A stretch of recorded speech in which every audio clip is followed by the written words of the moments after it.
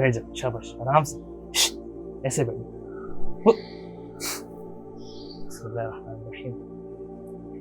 अस्सलामु अलैकुम रहमतुल्लाहि व बरकातुहू। प्रोग्राम यूथ के सवाल में एक बार फिर से खुशामदीद। आज मेरी खुशकिस्मती है कि मेरे साथ मौजूद है जनाब हैदर कैसर भाई। कैसे हैं हैदर भाई, खैरियत से? अल्हम्दुलिल्लाह बिल्कुल ठीक ठाक।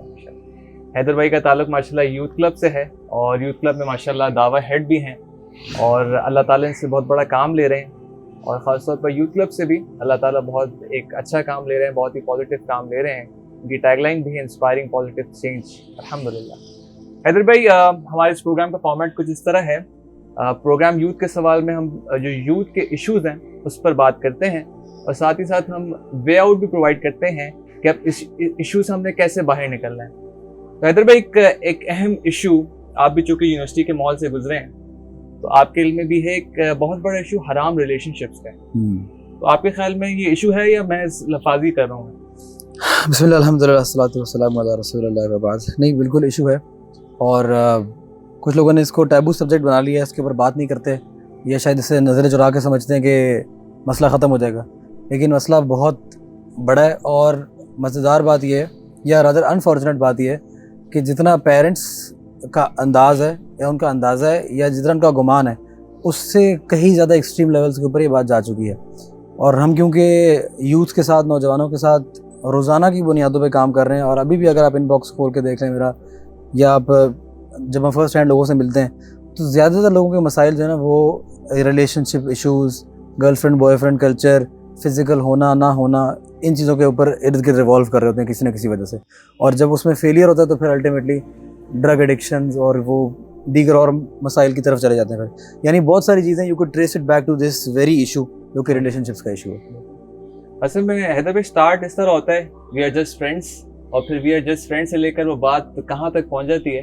तो अगर हम इसका सद्देबाब, इसका सोल्यूशन अगर यहीं से तलाश करें कि यानी फ्रेंड्स और इंटरेक्शन किस हद तक जायज़ है ख़वातीन से, नामहरम से, अगर इस पर आप कोई बात कर लें। आपने जो ना बात को बिल्कुल सही पॉइंट से पकड़ा जाके कि ये जो फ्री मिक्सिंग है ना, इसका इसमें क्या ताल्लुक है और जो जेंडर के इंटरेक्शंस हैं आपस में ऑपोजिट जेंडर के, उसकी क्या हदूद हैं या बिल्कुल ही जायज़ नहीं है या क्या। असल में इस मामले के अंदर भी ना लोगों ने बिल्कुल एक्सट्रीम पोजीशन से इख्तियार कर ली है।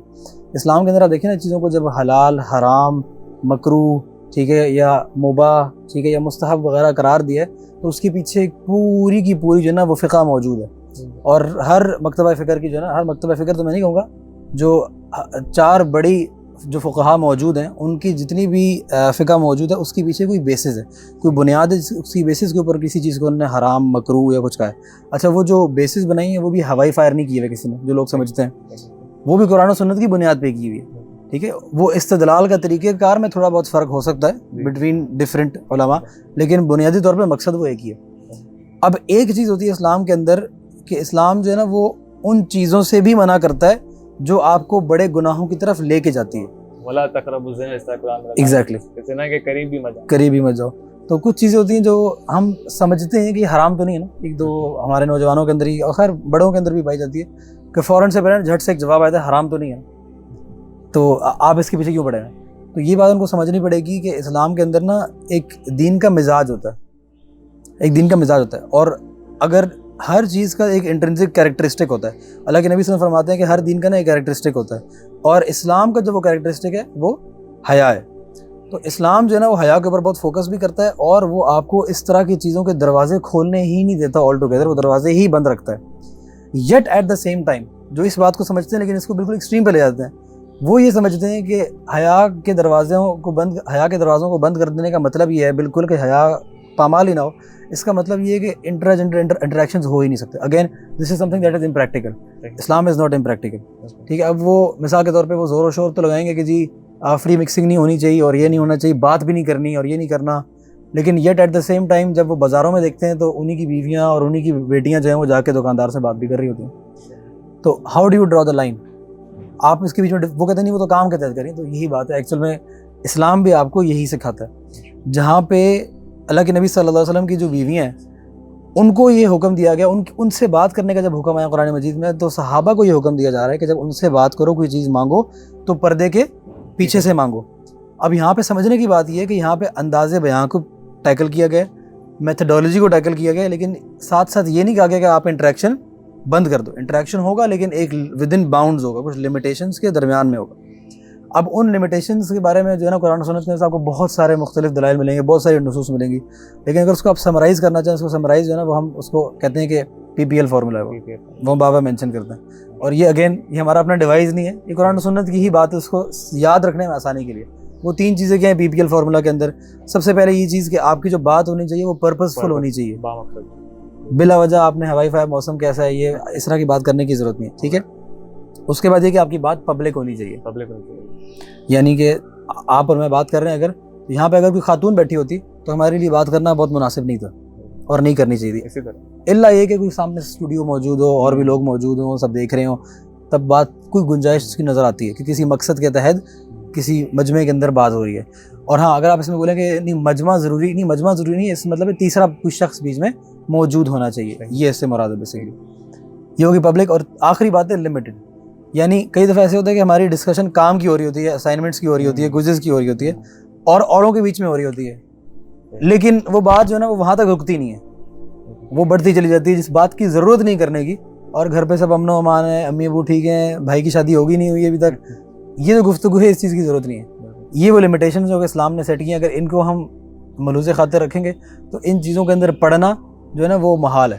ہو سکتا ہے لیکن بہت مشکل ہے کہ آپ اس کے اندر پڑھیں. اس طرح آپ نے ذکر کیے 3 اصول, اور میں سمجھتا ہوں بہت ہی اہم اصول ہے. یونیورسٹی لائف کے دوران یہ 3 اصول نے بہت مجھے میرے خیال سے مدد دیا. میں نے یہ اصول بنا لیا تھا بھائی فرسٹ سیمسٹر سے ہی, کہ میں نے جب بھی میں بات کر رہا ہوں کسی خاتون سے تو میں ان 3 اصول کو اپنے ذہن میں رکھ کے کر رہا ہوں. اللہ کے نبی صلی اللہ علیہ وسلم نے فرمایا نا کہ جب 2 نامحرم ایک ساتھ ہوتے ہیں تو پھر تیسرا شیطان ہوتا ہے. تو obviously الحمدللہ ان 3 اصول نے مجھے لگتا ہے یونیورسٹی لائف میں بہت مدد دی ہے, الحمدللہ. اچھا حیدر بھائی, حرام ریلیشن شپس کی ہم جہاں بات کریں تو وہ بات آتی ہے کہ ہم ڈی سینسٹائز ہو گئے بالکل. ہمارے معاشرے میں شاید اب اس کو ایشو سمجھا ہی نہیں جاتا, تو اس کی کیا وجہ ہے؟ ہم یعنی ہمارے اندر وہ غیرت کیوں چلی گئی؟ جیسے اللہ کے نبی صلی اللہ علیہ وسلم نے فرمایا کہ حیا اور ایمان دونوں ساتھ ساتھ ہیں, اور دونوں میں سے ایک بھی چلا جائے تو دوسرا خود بخود رخصت ہو جاتا ہے. اور جیسے اللہ کے نبی صلی اللہ علیہ وسلم نے فرمایا کہ الحیاء شعبۃ من الایمان, کہ حیا جو ہے وہ شاخ ہے ایمان کی. بالکل. تو ایسی یعنی کیا وجہ ہے کہ ہم ڈی سینسٹائز ہو گئے ہیں؟ وجوہات ہیں, ایک وجہ نہیں ہے, وجوہات ہیں. اور اس کے بارے میں جو ہے نا وہ ایک بڑا سسٹمیٹک انداز کے اندر کام کیا گیا. اگین جو ہمیں سننے والے ہیں یا جو لبرلز ہوتے ہیں وہ جب ہماری بات سنیں گے نا تو وہ ایک دم سے فتویٰ لگا دیں گے ہمارے اوپر کہ یہ دیکھیں جی وہ سازش کی بات کر رہے ہیں. لیکن it is what it is, and the whole world knows that Muslims are being plotted against except the Muslims. تو یہ ہمارا مسئلہ ہے. اگر ہم دیکھیں کہ یہ ٹارگٹ کیوں کیا گیا ہے, جو حرام ریلیشن شپس والی سائٹ ہے اس کو ٹارگٹ کیوں کیا گیا ہے دشمن کی طرف سے. وین آئی سے دشمن, دی انیمی از شیطان. اور وہ صرف مسلمانوں کا دشمن نہیں ہے, وہ انسانیت کا مجموعی طور پہ دشمن ہے. اس کا جو بنیادی ٹارگٹ ہے وہ ہے ہسبینڈ اور وائف کا ریلیشن شپ. ہسبینڈ اور وائف کا ریلیشن شپ ٹارگٹ کیوں ہے؟ وہ اسی لیے کیونکہ یہ جو ہے یہ بلڈنگ بلاک ہے سوسائٹی کا. اور اس کو جو ہے ٹارگٹ کس طرح کیا گیا, اور یہ اگین یہ جو ٹارگٹ کیا گیا اس کے بارے میں ہمیں بہت سارے دلائل قرآن و سنت سے ملتے ہیں.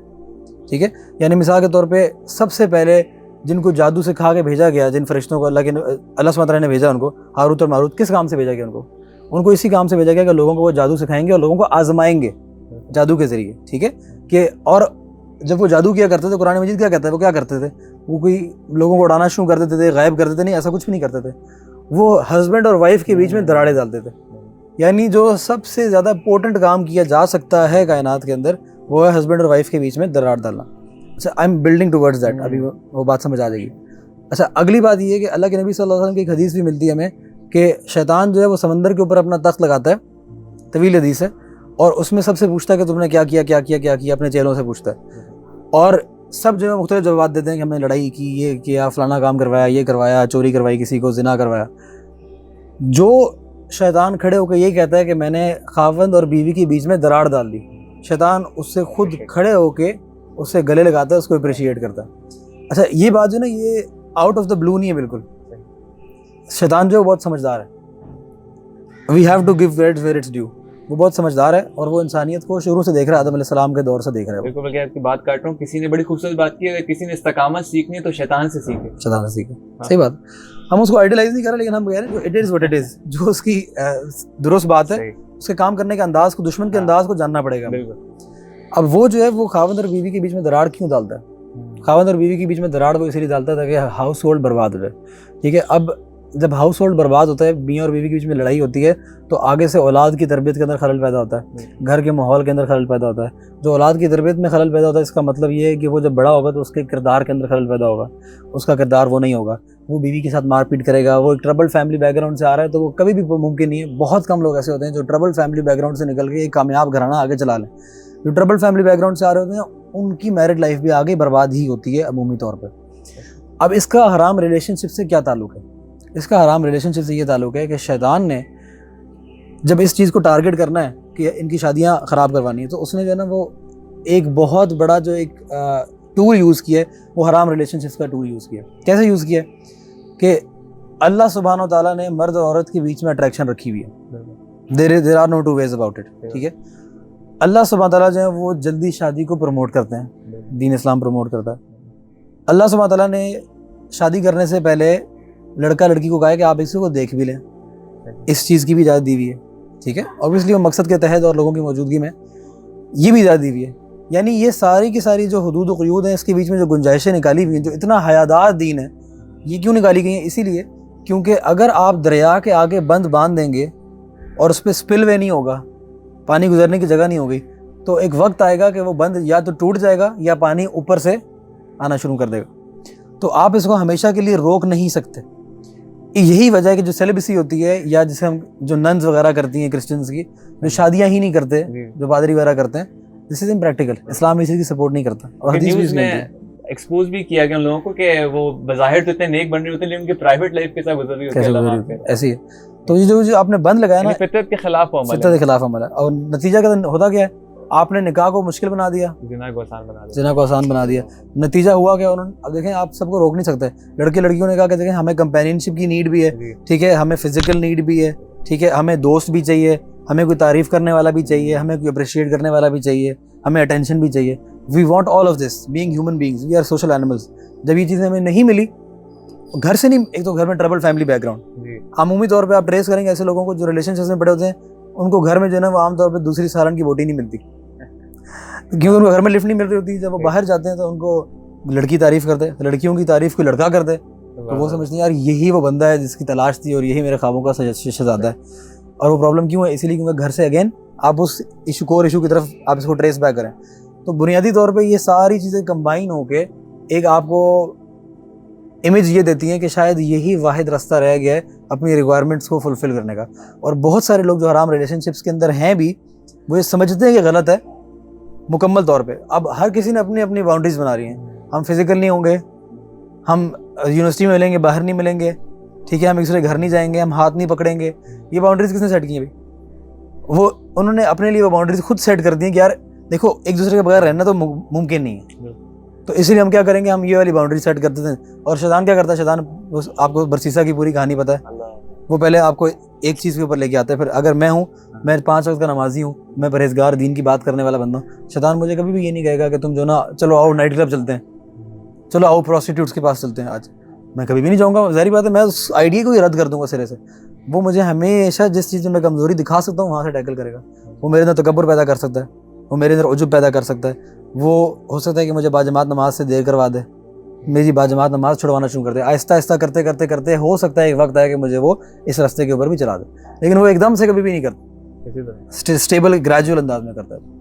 آپ نے اسٹوری آف برسیسا کا ذکر کیا, میں چاہتا ہوں یہاں پہ میں اس کا ایک لب لباب بھی پیش کر دوں. یعنی ہے تو ایک طویل اسٹوری, لیکن اس کا لب لباب یہ کہ ایک عبادت گزار شخص, اور جب اس کو یعنی کہ اس کے جو لڑکی کے بھائی ہیں وہ جہاد پہ جا رہے ہوتے ہیں اور اپنی بہن کو ایک عبادت گزار شخص کے پاس چھوڑتے ہیں. پہلے تو وہ انکار کرتا ہے لیکن پھر بالآخر مان لیتا ہے. اور شیطان بھی کس طرح وار کرتا ہے کہ یعنی کہتے ہیں پہلے بات کر لو, اچھے مسکرا کے بات کر لو, پھر یعنی کہ آخری مرحلہ وہ پھر وہ زنا تک ہو جاتا ہے. اور زنا بھی نہیں, یعنی بالآخر وہ قتل بھی کر لیتے ہیں اور پھر کفر بھی کر دیتے ہیں. اللہ اکبر. یعنی معاملات کہاں سے ایک یعنی نامحرم کے ساتھ انٹریکشن, اور وہ بالکل کفر تک, کفر کی موت مر گیا. اللہ اکبر. میں چاہتا ہوں کہ اب ہم تھوڑا سولوشنز کی طرف آئیں. یعنی یہ پرابلم ہم نے آئیڈینٹیفائی کر لی ہے کہ حرام ریلیشن شپس ایک بہت اہم ایشو ہے یونیورسٹی کلچر میں. لیکن اب اس کا سلوشن کیا ہے؟ اب مجھے لگتا ہے میں ایک سلوشن جو میرے ذہن میں آتا ہے وہ یہ ہے کہ ہم نیک ماحول سے جڑیں. صحبت صالحین جس کا ایک کانسیپٹ اور یوتھ کلب جو الحمدللہ کانسیپٹ ہے کہ ہم جماعت سے جب جڑ جائیں گے تو ہمارے لیے اوبیسلی گناہ سے بچنا بھی آسان ہو جائے گا. کہ نبی صلی اللہ علیہ وسلم نے فرمایا کہ المرء علی دین خلیلی فلینظر احدکم من یخالل, کہ انسان اپنے دوست کے دین پر ہوتا ہے. انسان کو چاہیے کہ دیکھ کر دوست بنائے. یہ کتنی گہری بات ہے کہ انسان اپنے دوست کے دین پر ہے. تو آپ کوئی سولوشنز کی طرف اگر بات کریں کہ ہم کس طرح حرام ریلیشن شپ سے بچیں. حارث بھائی سولوشنز اگین کافی سارے ہیں اور یہ ٹاپک ہی ایسا ہے جس کے بارے میں بہت زیادہ بات کی جا سکتی ہے. اگر ہم سمرائز کر دیں گے, ہمارے پاس یہاں پہ وقت کی قلت ہے, تو سب سے پہلی جو سولوشن ہے وہ سب سے پہلا سولوشن یہ ہے کہ آپ اپنی نظروں کی حفاظت کریں, کیونکہ یہ جو نظریں جو ہیں یہ شیطان کا تیر ہے, اور اگر آپ نے ان کو بے لگام چھوڑ دیا تو پھر آپ کے لیے بچنا جو ہے وہ ناممکن ہے, بلکہ عبادت کی لذت بھی ختم ہو جاتی ہے, سب کچھ ختم ہو جاتا ہے. اور اس کے بارے میں بہت سارے دلائل موجود ہیں. کچھ امام شافعی والی جو اسٹوری امام وقی کے ساتھ جو ان کی ڈسکشن ہے وہ موجود ہے.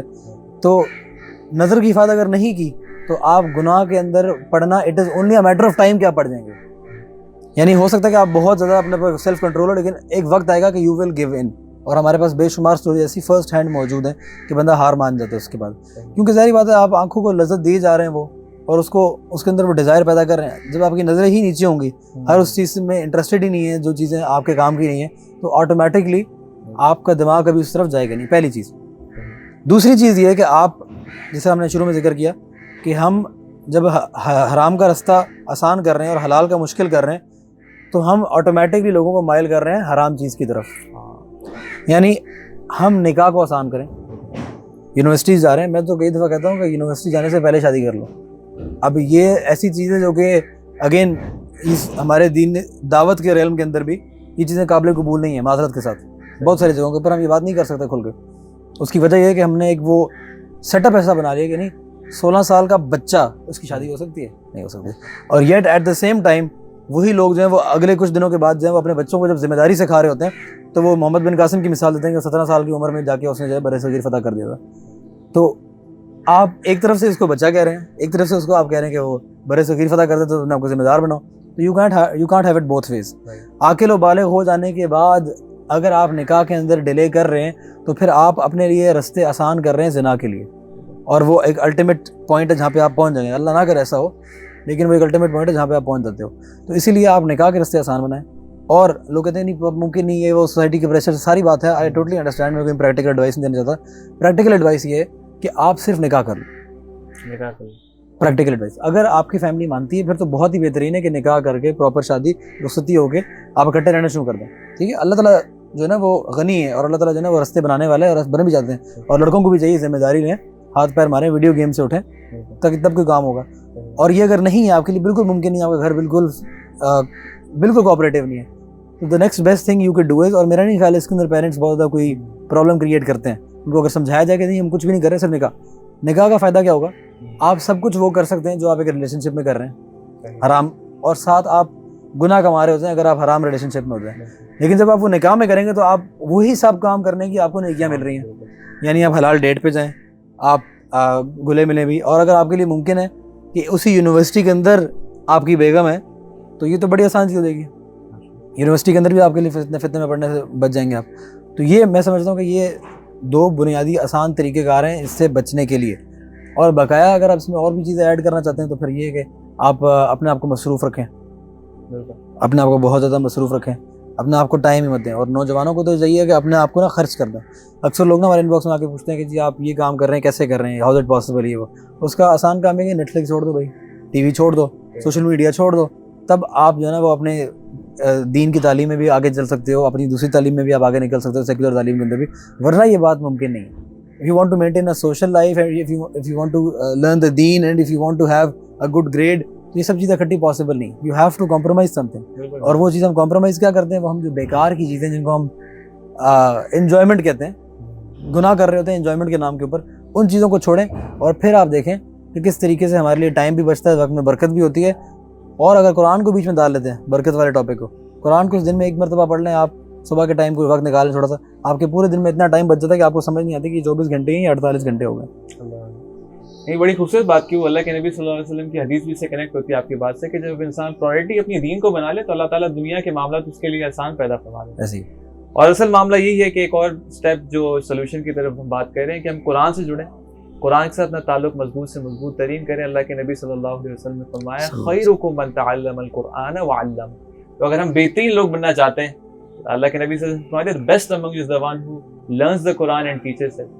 تو آج کے لیے میرے خیال سے اتنا ہی رکھتے ہیں انشاءاللہ. اور ارادہ یہی ہے کہ حیدر بھائی کے ساتھ ہم انشاءاللہ یوتھ کے جو مسائل ہیں, کیونکہ حیدر بھائی کا خود تعلق ماشاءاللہ یوتھ کلب سے ہے, اور انشاءاللہ آپ سے ڈسکشن جاری بھی رہے گی, اور آنے والے انشاءاللہ ہفتوں میں ارادہ ہے کہ اور ہم ایشوز پر بات کریں.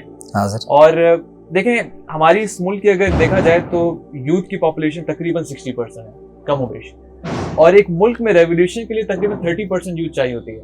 وی آر ڈبل دین دیٹ الحمدللہ. اور اللہ کے نبی صلی اللہ علیہ وسلم تو فرمایا کہ بالآخر ثم تکون خلافت علی منہاج النبوۃ, یعنی قیامت سے قبل تو خلافت کا نظام آئے گا, اور اس کے لیے کوشش تو ہمیں کرنی ہے انشاءاللہ. اور میں راجہ زیولک کی ویڈیو دیکھ رہا تو کہہ رہے تھے کہ ابھی گراؤنڈ لیول پہ تربیت کی بہت ضرورت ہے, کریکٹر بلڈنگ کی بہت ضرورت ہے. تو انشاءاللہ اللہ تعالیٰ آپ کو بھی استقامت دے, اللہ تعالیٰ تمام نوجوانوں کو استقامت دے. اور یہ بلکہ نوجوانی کی عبادت تو اس پہ یعنی بہت لوگ رش بھی کرتے ہیں, اور اللہ کے نبی صلی اللہ علیہ وسلم نے بھی خوب تحسین فرمائی نوجوانوں کی, جو کہ نوجوانی میں اللہ کے دین کے لیے, اللہ کے دین کی نصرت کرتے ہیں. اللہ تعالیٰ سے دعا ہے کہ جو کچھ کہا گیا اللہ تعالیٰ ہم اس پر عمل کرنے کی توفیق نصیب فرمائے. اگر آپ کے بھی کچھ سوال ہوتے ہیں تو آپ انشاءاللہ ہمیں ان باکس بھی کر سکتے ہیں, اور اس ویڈیو کے نیچے کمنٹ بھی کر سکتے ہیں. جزاکم اللہ خیرا وآخر دعوانا ان الحمد للہ رب العالمین. السلام علیکم ورحمۃ اللہ.